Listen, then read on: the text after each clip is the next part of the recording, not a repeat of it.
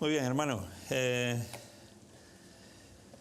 Después de este buen tiempo que hemos mantenido juntos delante de la presencia del Señor, adorando por habernos vestidos, echado el manto, habernos cubierto de adornos en su gracia y misericordia, y por lo tanto hacer brotar de nosotros adoración y gratitud al Señor, os invito ahora a juntarnos también alrededor de la reflexión en la palabra de Dios, que como sabéis voy avanzando sobre la epístola a los Efesios.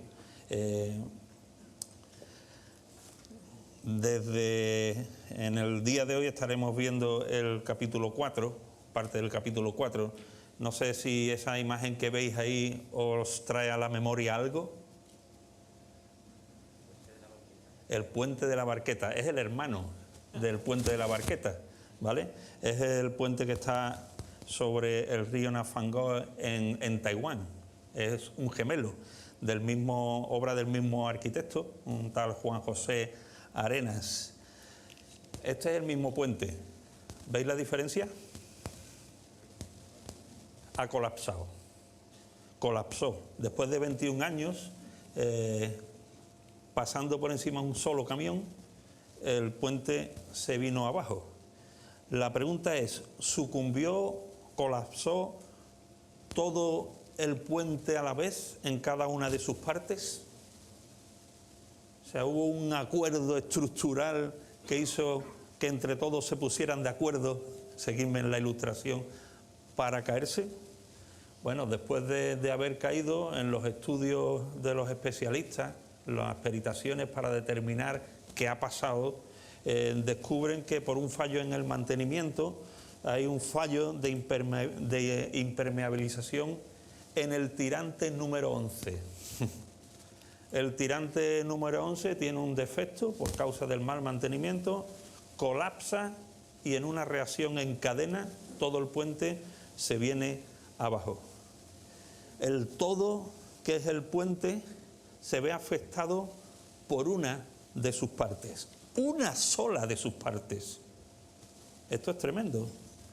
El puente, en todo lo que le define y lo determina en sus funciones, está compuesto por muchas partes, por un conjunto de partes que, diseñadas por el arquitecto de forma perfecta, hace que en cada uno de sus componentes, funcionando todos a la vez, doten al puente de sus capacidades y sus funcionalidades. ¿Qué nos enseña esto? Que la permanencia y la funcionalidad o el colapso se determina en virtud de cada una de sus partes. El puente es funcional cuando el todo en armonía y en equilibrio está a pleno rendimiento, pero el fallo en una de sus partes produce un colapso. No vamos a hablar de puentes, pero vamos a hablar de que este mismo principio se aplica a la Iglesia. Pero aún peor, está agravado porque la Iglesia es más que una estructura. Es un organismo y un organismo vivo. Por lo tanto, para bien o para mal, sujeto a que cada una de sus partes cumpla la misión. Y de esto es lo que viene a hablar el texto que quisiera compartir con vosotros en esta mañana en Efesios capítulo 4. Del versículo 1 al 16 va a hablar acerca de la unidad, de la funcionalidad o del colapso de la Iglesia. Todo en su conjunto, la Iglesia representa o ilumina o mantiene o manifiesta una imagen de unidad del Espíritu, que es lo que nos viene a decir en los 6 primeros versículos, cuando el apóstol Pablo insta a los hermanos allí en la ciudad de Éfeso a ser solícitos en guardar la unidad, en el cumplimiento, como veremos, de cada una de sus funciones. Después del versículo 7 al 13 va a hablar del detalle. Dice, pero cada uno según los dones que ha recibido, etc. Y al final, el resultado de la unidad expresada a través de la diversidad y el ejercicio de los dones va a hablar de la edificación del cuerpo, del 14 al 16. Hice, tengo que reconocer, el intento fallido de plantear esta estructura inicial de contenidos para compartirlo en esta mañana. Cuando empecé, descubrí la triste realidad de que no era capaz de meter eso en 45 minutos, con lo cual cogí solamente el primero de los puntos, la unidad del Espíritu, para enfocarnos en esta mañana en los 6 primeros versículos. La unidad del Espíritu viéndola desde la perspectiva de estos 4 pasos. Un preámbulo indispensable que plantea el apóstol Pablo en el versículo primero. Un mensaje central en el versículo 3, veis que el versículo 2 lo he dejado para el final. Un punto tercero, el argumento que esgrime Pablo para justificar la necesidad de implicarnos en el mantenimiento de la unidad de la Iglesia. Curiosamente cuadra con lo que planteaba ahora Antonio antes de participar de los símbolos. Y en cuarto lugar, el versículo 3, la actitud requerida para que seamos capaces de cumplir en la Iglesia nuestras responsabilidades y no fomentar el colapso, ¿vale? Así que vamos a ir paso a paso viendo en primer lugar lo que denominaba como preámbulo indispensable. Y vemos que el apóstol Pablo hace un ejemplar llamado, dice: yo pues preso por causa del Señor. Es curioso que antes de lo que va a decir recuerde algo que ya ha dicho previamente en la epístola. Pablo, preso por el Señor, está esgrimiendo su estado de prisión como argumento inicial al menos para llevarles al compromiso de obedecer lo que después les va a decir. Os voy a decir unas cosas muy importantes. ¿Quién lo va a decir? Alguien que está comprometido con el Evangelio hasta tal punto que está preso. Me llama mucho la atención, porque parece que estuviese intentando manipularles de alguna manera a través de la lástima de un preso. Sin embargo, no es esto el mensaje del apóstol Pablo con estas palabras.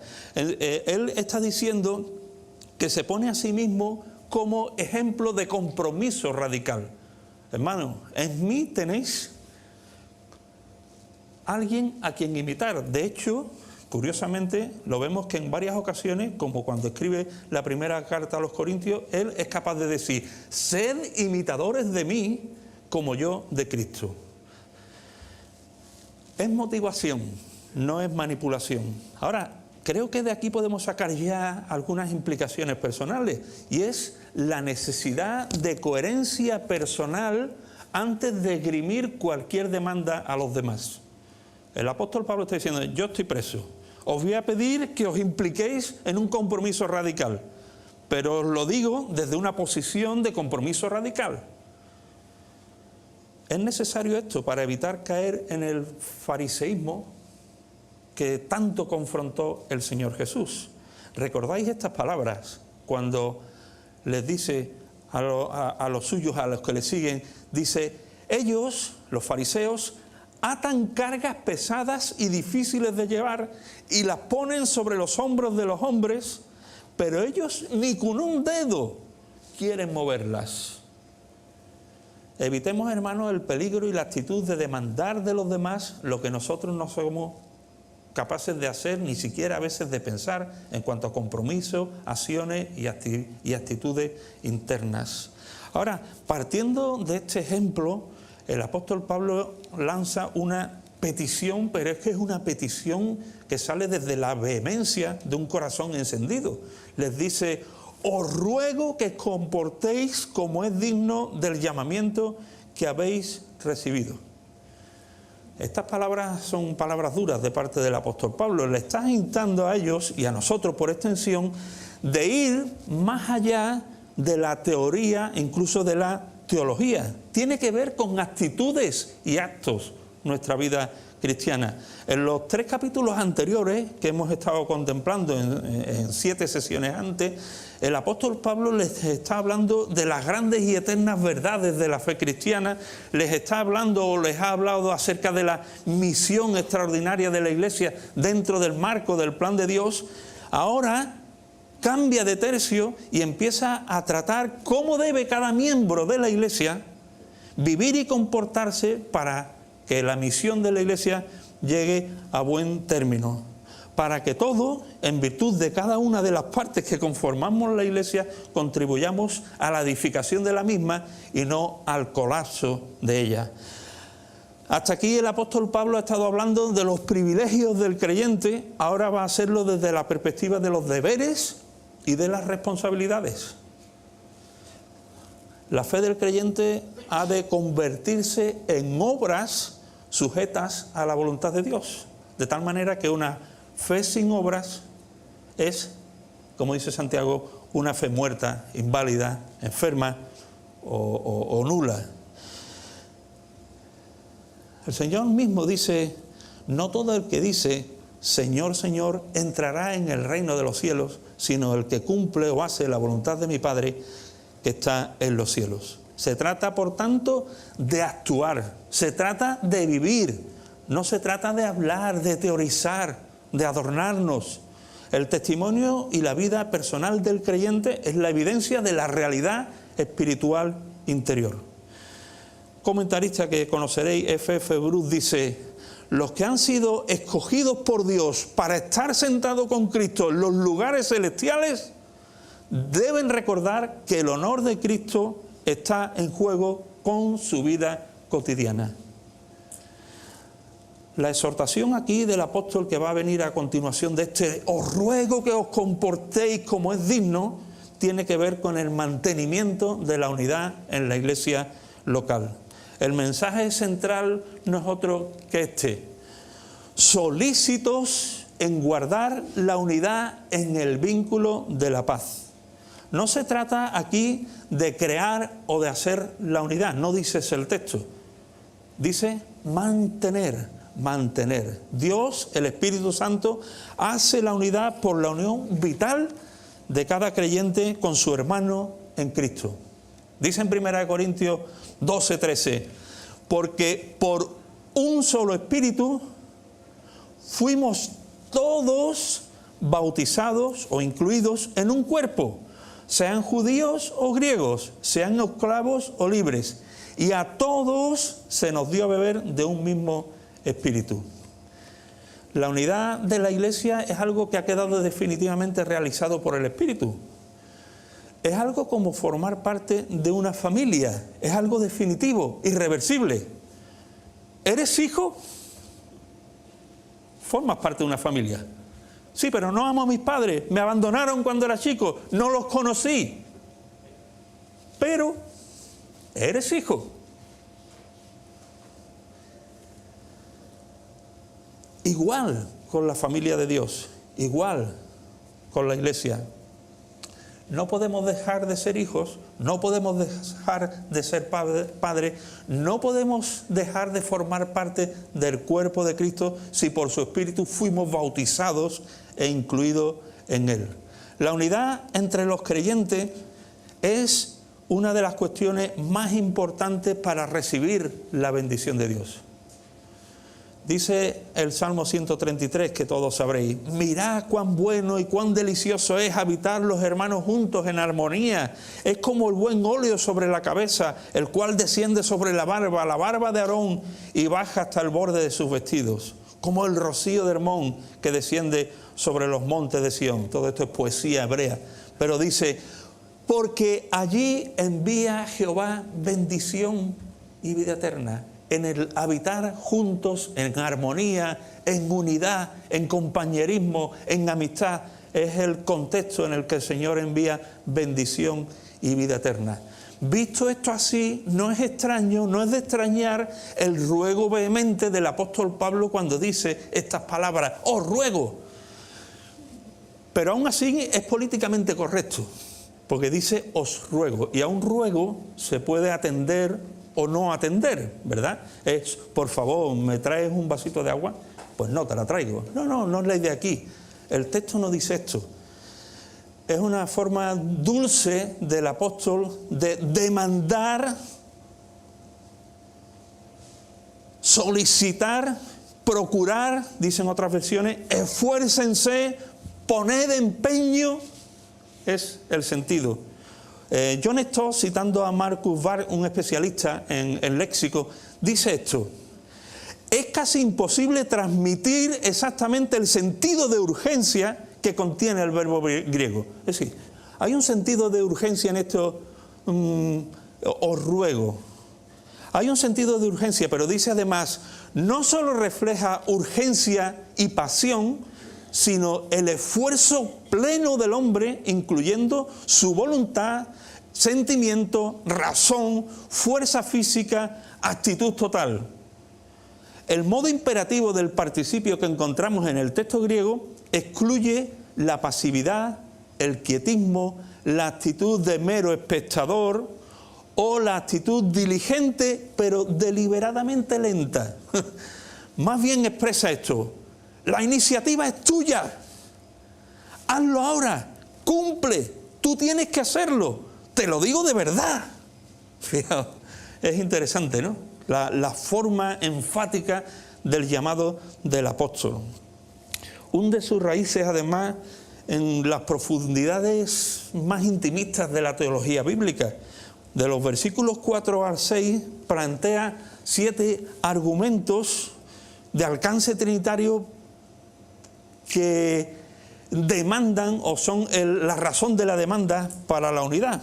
Estáis unidos, les dice en el versículo 4, en un cuerpo. El texto que tenemos por delante en las Escrituras dice un cuerpo, un espíritu, etc.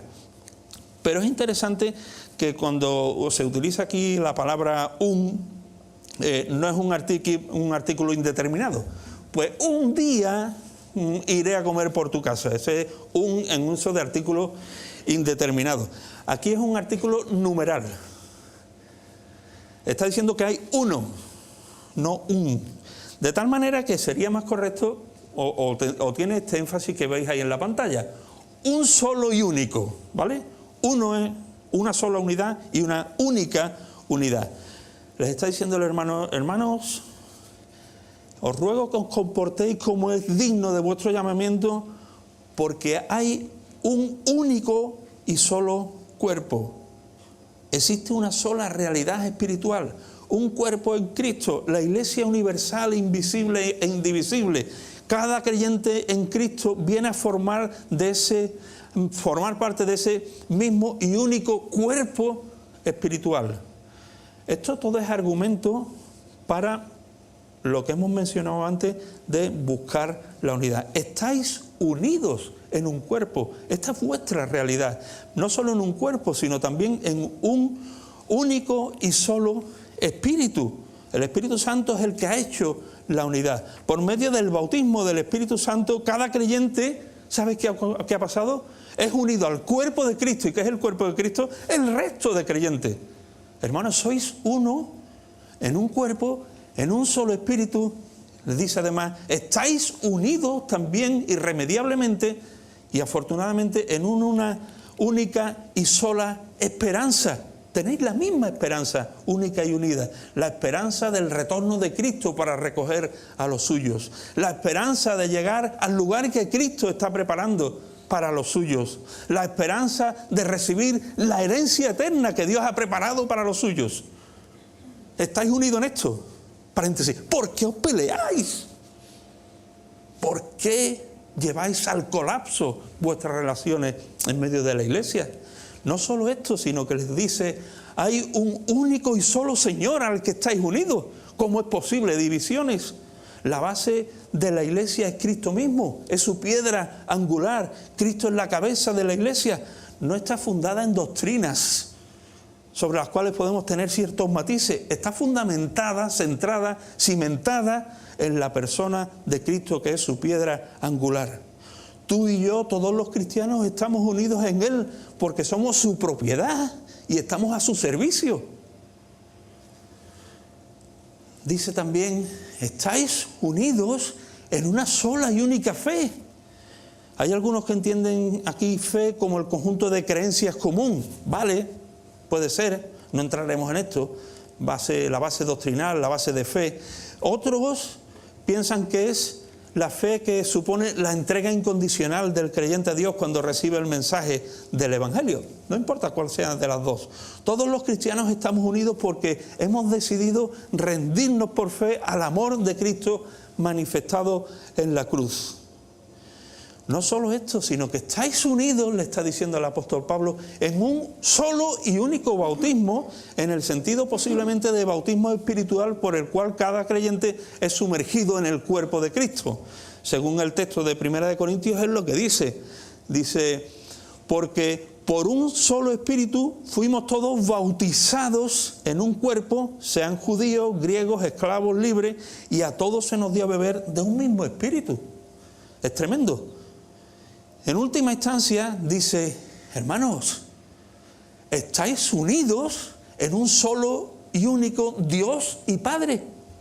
La realidad de la paternidad unificante de Dios en relación con todos los creyentes.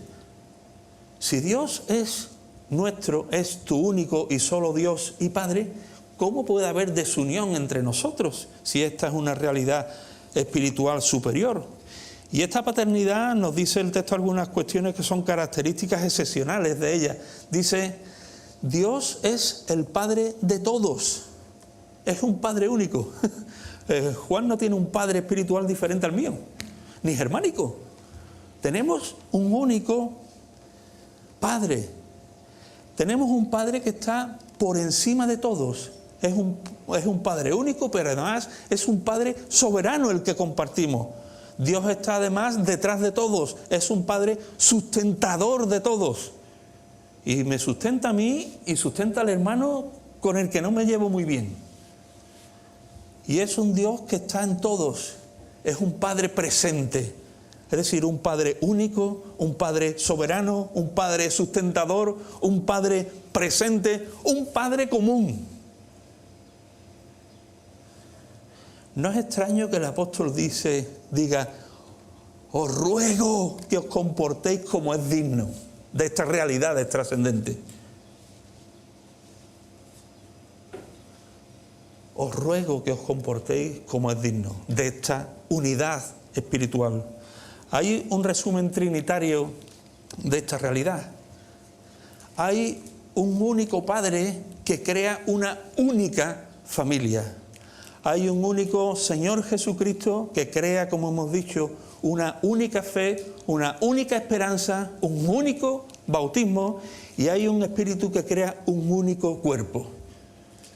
La Trinidad apostando por la unidad. Y nosotros haciendo de garbanzos negros,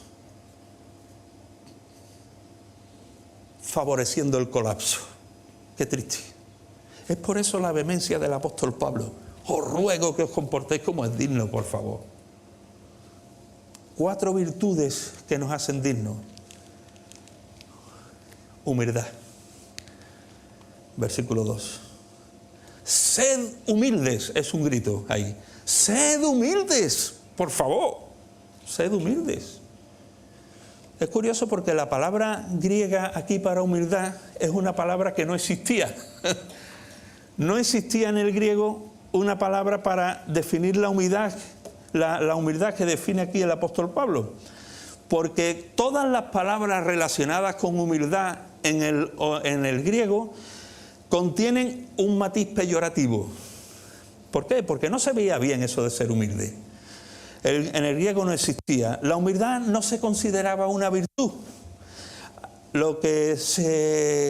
La referencia a humildad antes de Jesús era considerada como una cualidad de cobardía, una humildad, una cualidad rastrera, servil, ignoble.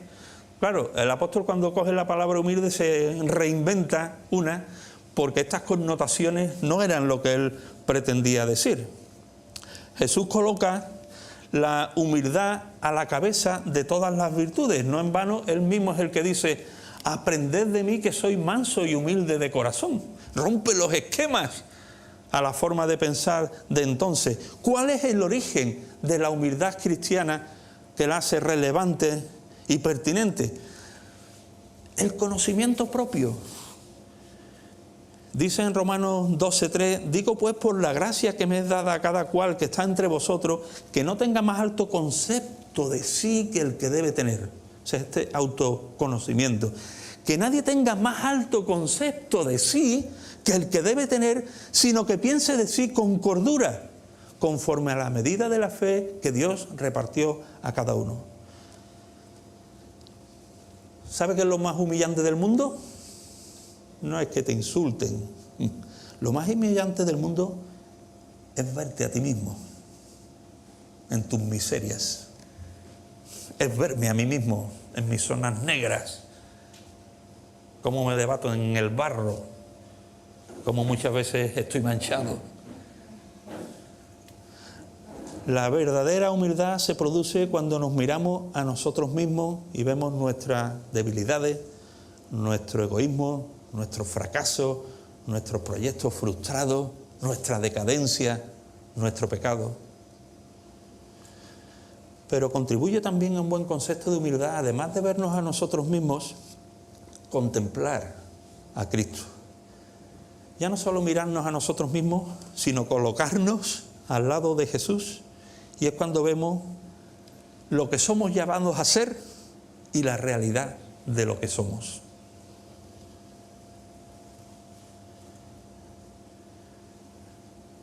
Reflejarnos en el espejo de Filipenses 2:6-8, cuando dice el Señor, lo conocéis de carretilla, pero es una... No lo iba a leer porque digo, lo conocemos de carretilla, pero quisiera que lo interiorizáramos no de carretilla.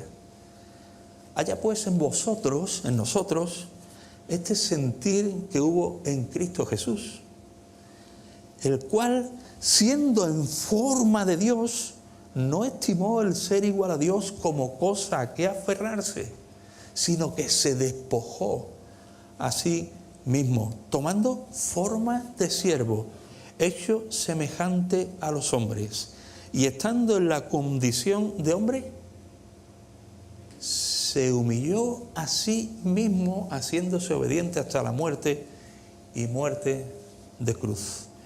Cuando nos comparamos con otros, puede ser que en algunos casos no salgamos mal parados en la comparación. Puede ser, hay muy mala gente.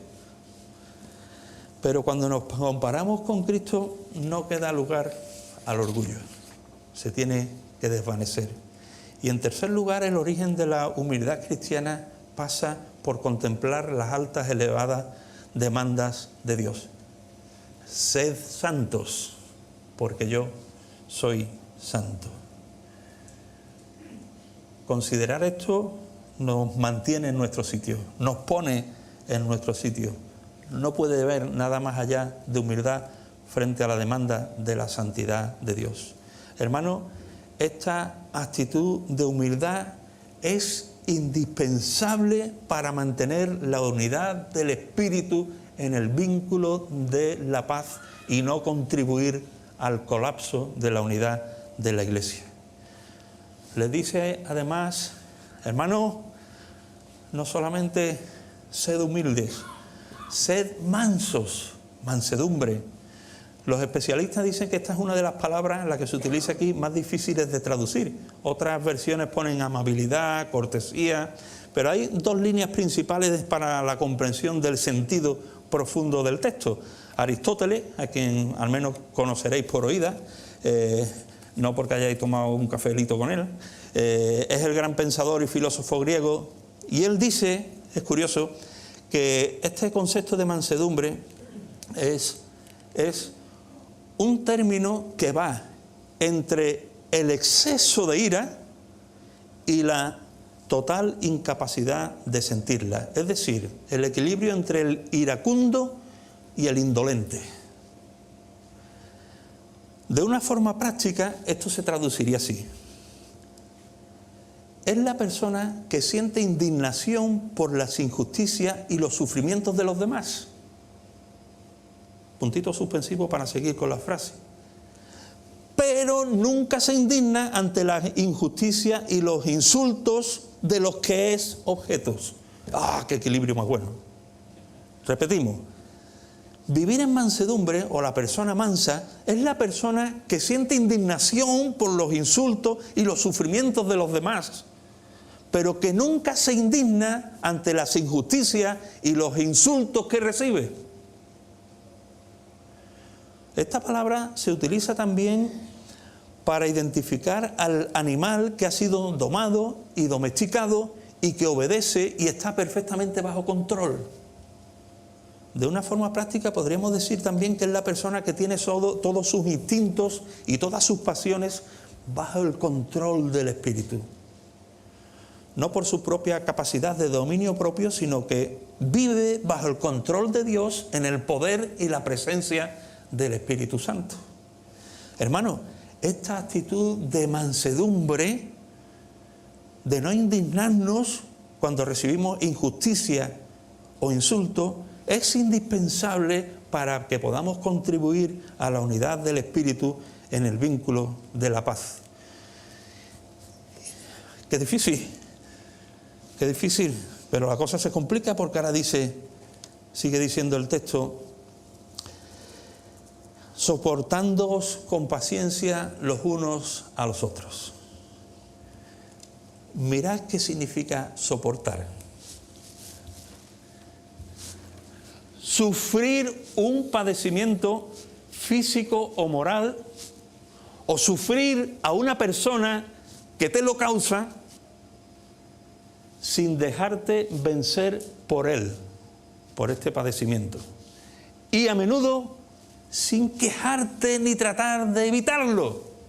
¡Oh, qué bueno si esto lo viviéramos! ¿Cómo contribuiríamos a la unidad de la Iglesia? Ahora, esto no es todo, sino que además es agravado porque dice sufrir o soportar con paciencia. Es una vuelta de tuerca más. Es un agravante casi inhumano o sobrehumano, porque es soportar todo esto con paciencia. Es decir, mantenerlo en el tiempo.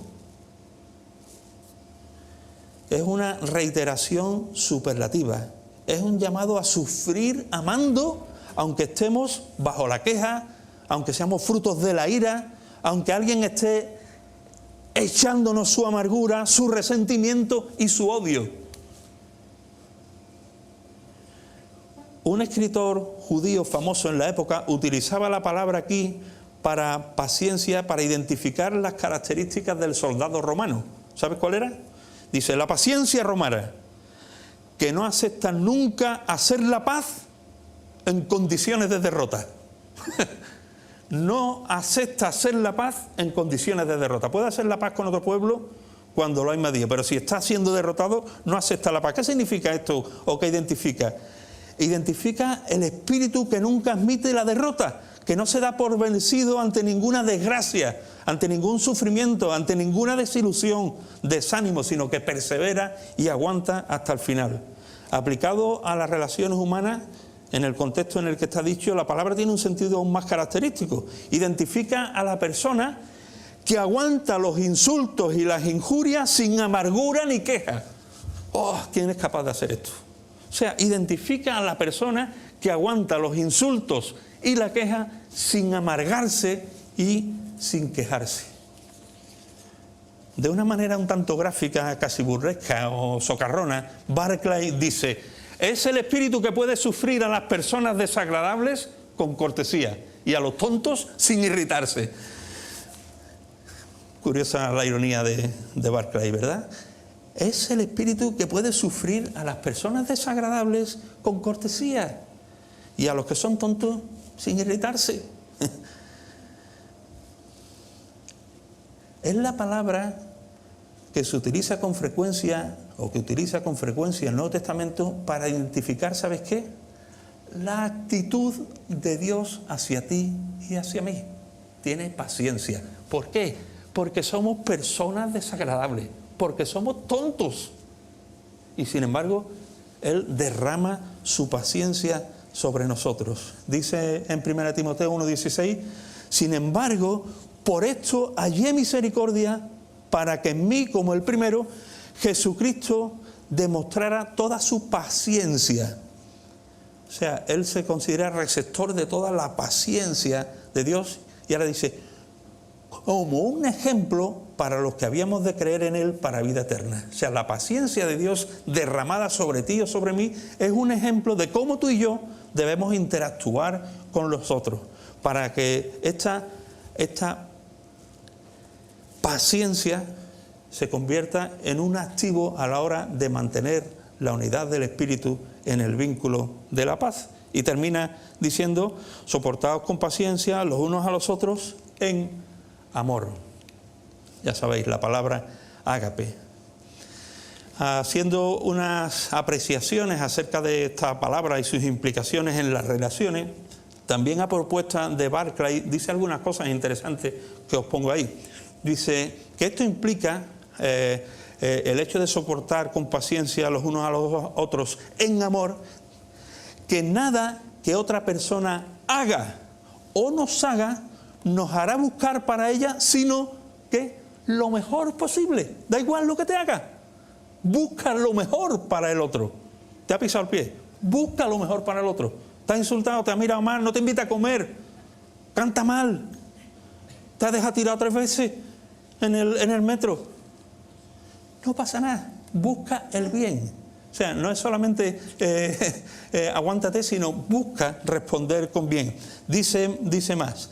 Aunque nos perjudique e insulte, nosotros no sentiremos hacia ella más que amabilidad y benevolencia. Paréntesis, esto no va con la naturaleza humana, esto es obra del Espíritu indiscutiblemente, pero esto significa que el amor cristiano no es meramente un sentimiento emocional. Amo si siento, pero es que normalmente yo no tengo tendencia a sentir bien hacia los demás o amor hacia los demás. No basta solo con vivir en la esclavitud de las emociones, sino que es un compromiso de la voluntad. Y esto es así para nuestras relaciones personales a todos los niveles. Por ejemplo, de clara implicación también en la relación de pareja, en la relación matrimonial. Porque no sé cuánto tiempo lleváis casados los que más tiempo lleváis. Yo llevo 30 y pico. Ahora que no está mi mujer, he dicho pico y no sé si veis que no me acuerdo cuánto llevo, porque entonces sería un problema. Pero muchas veces en nuestras relaciones, las situaciones, los episodios que se dan, no hacen que fluya ese amor romántico, ¿me entendéis? Exactamente, no nace de la naturaleza. Lo que nace de nuestra naturaleza es venganza, ira, silencio, devolver el golpe de alguna manera, porque es lo que nace de la emoción. Sin embargo, aquí ágape es todo lo contrario. No seas esclavo de estas emociones. Comprométete en recibir el golpe y no sentir hacia la otra persona más que amabilidad, benevolencia y buscar su propio bien. Acaba diciendo Barclay, es la determinación, en ese sentido una decisión racional, de mantener una buena voluntad para con los que no la tienen con nosotros, ni son amables, ni nos gustan. Es una cualidad de la mente que afecta el corazón y que impulsa al creyente a no sentir nunca ninguna malquerencia, ningún deseo de venganza, sino que busca el mayor bien posible hacia los demás, sean como sean, y te hayan hecho lo que te hayan hecho. Ahora, esta actitud de amor es indispensable para mantener la unidad del espíritu en el vínculo de la paz. Y terminamos. ¿Recordáis el reto vehemente del apóstol Pablo? Os ruego que os comportéis como es digno del llamamiento que habéis recibido. Está en juego la viabilidad del proyecto de Dios en tu iglesia local, bajando y pisando aquí el suelo. Ahora, si Él les dice, os ruego por la misericordia de Dios que os comportéis como es digno, inferimos de aquí que cualquier otro comportamiento que se aparta de estas 4 virtudes es un comportamiento indigno,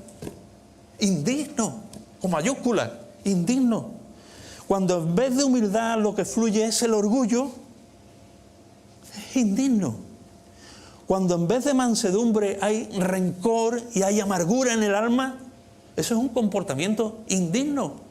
Cuando en vez de paciencia hay crítica, demanda y exigencia, eso es indigno. Cuando en vez de amor hay odio y deseo de venganza, eso es indigno. Y el apóstol Pablo nos dice, os ruego que os comportéis como es digno.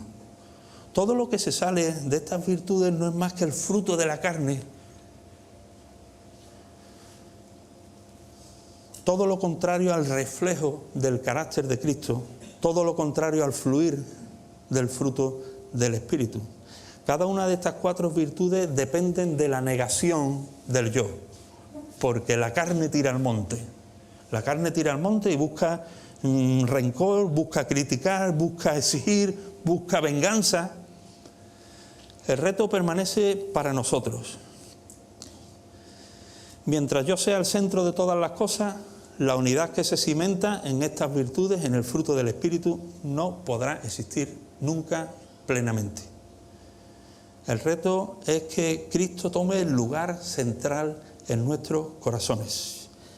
Cuando el yo muere con sus pasiones, con sus deseos, con sus demandas de sanguijuela, reflejamos el carácter de Cristo y entonces, por su Espíritu, fluye en nosotros humildad, mansedumbre, paciencia y amor.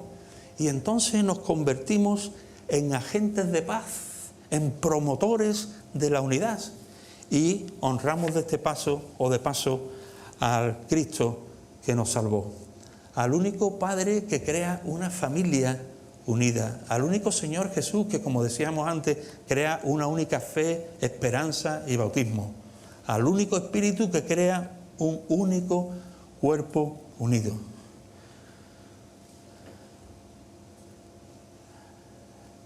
Quisiera que las palabras del apóstol Pablo resonasen ahora en nuestros corazones y en nuestras cabezas. Os ruego que os comportéis como es digno del llamamiento que hemos recibido. Sed humildes, sed mansos, sed pacientes, sed amorosos. Así guardaremos la unidad del Espíritu en el vínculo de la paz. Que el Señor reciba la gloria en medio de una familia unida y desde la unidad proyectarnos funcionalmente al servicio de su obra. Que así sea.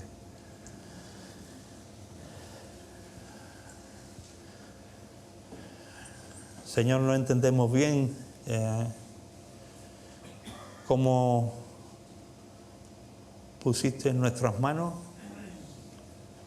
tus planes eternos al hacernos partícipes de la vida de tu cuerpo, de tu iglesia, siendo tan falibles, Señor, tan dominados por nuestro yo, tan manchados muchas veces por el pecado, tan esclavos de nuestras emociones, nuestros sentimientos dañados, tan demandantes de justicia, de reconocimiento, Señor. Queremos rogarte, Señor, que tú hagas que cada vez más nuestro yo quede desposeído de todos sus anhelos, de todos sus deseos, porque tú poseas nuestro corazón, Padre. Ayúdanos a agarrarnos a ti, Señor, a succionar de ti, Padre, por tu Espíritu, estas virtudes, Señor. Ayúdanos, Padre. Nos encontramos incapaces, insuficientes, Padre, pero confiamos en tu suficiencia y en el poder que has dejado en nosotros por tu Espíritu, Padre. Te lo rogamos en el nombre de tu Hijo Jesucristo. Amén.